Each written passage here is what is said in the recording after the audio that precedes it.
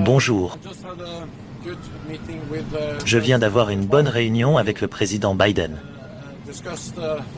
Nous avons discuté du prochain sommet de l'OTAN, qui se tiendra ici à Washington le mois prochain, où nous célébrerons le 75e anniversaire de l'alliance la plus réussie de l'histoire, l'OTAN, mais aussi où nous prendrons des décisions importantes pour l'avenir, notamment en matière de dépenses de défense. J'ai partagé avec le président les nouveaux chiffres que nous avons montrant que cette année,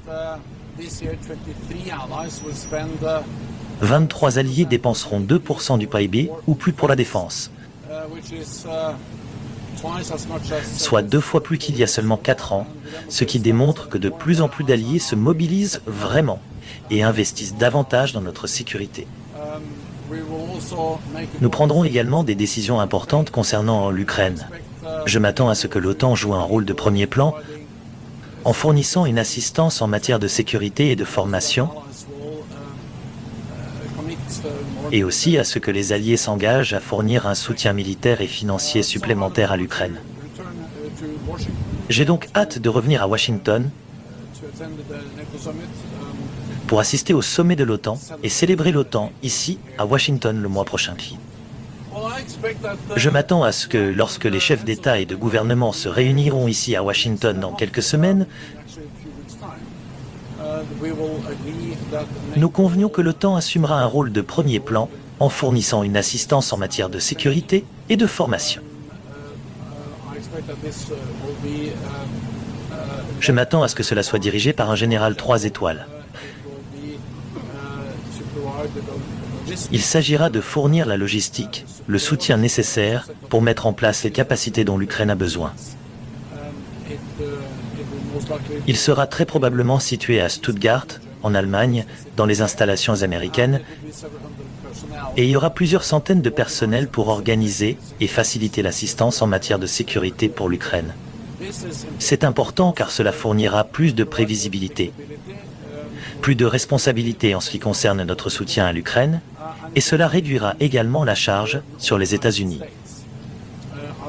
J'accueille bien sûr favorablement la décision du Congrès américain d'allouer 60 milliards de dollars supplémentaires pour l'Ukraine. Mais je salue également le fait que les États-Unis et le Canada égalent ce que font les États-Unis. Et en donnant à l'OTAN un rôle plus important, nous veillerons à ce que la charge sur les États-Unis soit réduite et que nous ayons un soutien à long terme plus important pour l'Ukraine. Tout d'abord, je me félicite de la décision des pays du G7, des alliés de l'OTAN, d'utiliser les fonds russes démobilisés pour financer un prêt à l'Ukraine afin de les aider à obtenir plus de soutien financier de l'Occident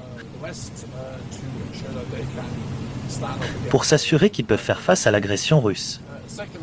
Deuxièmement, je salue le sommet pour la paix qui a eu lieu en Suisse ce week-end. Cette initiative a un large soutien international pour l'Ukraine. Mais nous savons aussi que ce qui se passe autour de la table des négociations est inextricablement lié à la situation sur le champ de bataille.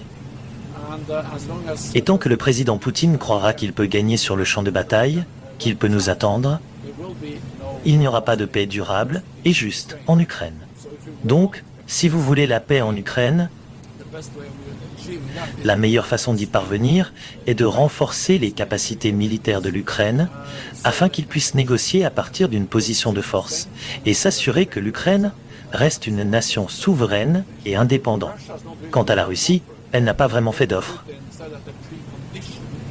Le président Poutine a déclaré que la condition préalable à un cessez-le-feu était que l'Ukraine devait céder encore plus de terres, devait céder toutes les 4 provinces que la Russie a annexées sans les contrôler. Donc non seulement l'Ukraine devrait céder les terres que la Russie contrôle aujourd'hui, mais l'Ukraine devrait également céder des terres que la Russie ne contrôle pas aujourd'hui. Le seul espoir du royaume. C'est un chef assis. C'était une condition préalable à un cessez-le-feu. Ce n'est pas une offre de paix. C'est une proposition selon laquelle la Russie devrait en fait atteindre ses objectifs de guerre en convainquant l'Ukraine de renoncer à sa souveraineté et à son intégrité territoriale. L'OTAN dispose depuis des décennies d'une dissuasion nucléaire, et ce n'est pas nouveau. Ce n'est pas nouveau non plus que nous modernisions cette dissuasion nucléaire en remplaçant les anciens avions, les avions hérités, par un nouvel avion moderne de 5e génération, et les États-Unis modernisent les armes qu'ils ont déployées.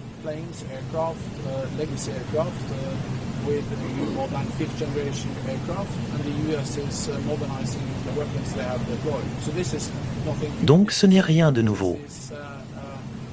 C'est une modernisation de la dissuasion nucléaire de l'OTAN qui se poursuit depuis un certain temps, et nous avons été transparents à ce sujet, et cela a été communiqué depuis de nombreuses années. Non, il n'y a aucun plan pour augmenter le nombre d'armes. Ce que nous faisons, c'est remplacer les avions. Les avions hérités par de nouveaux avions modernes de 5e génération, et les États-Unis modernisent les armes.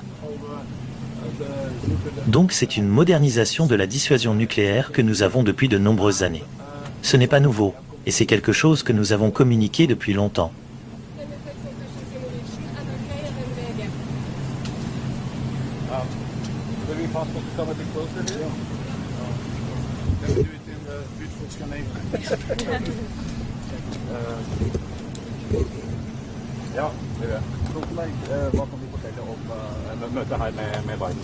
Det var et godt møte der vi planla toppmøte her i Washington neste måned. Der vil vi feire NATOs 75-årsjubileum, men også ta viktige beslutninger for framtiden.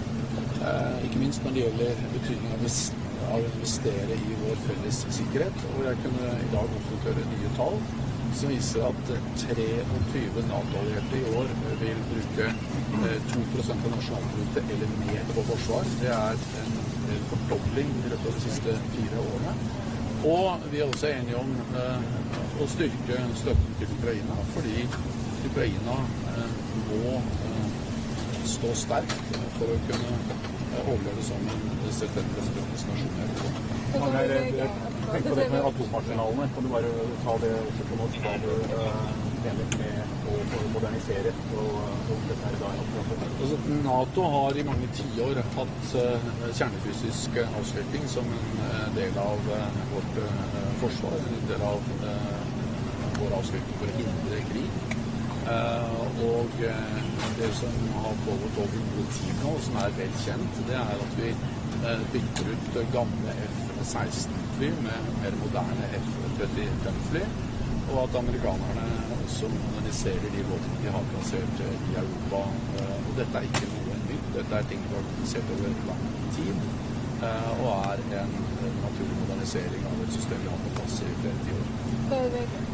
Hvor viktig har Joe Biden vært for NATO i tiden etter at Russland invaderte Ukraina?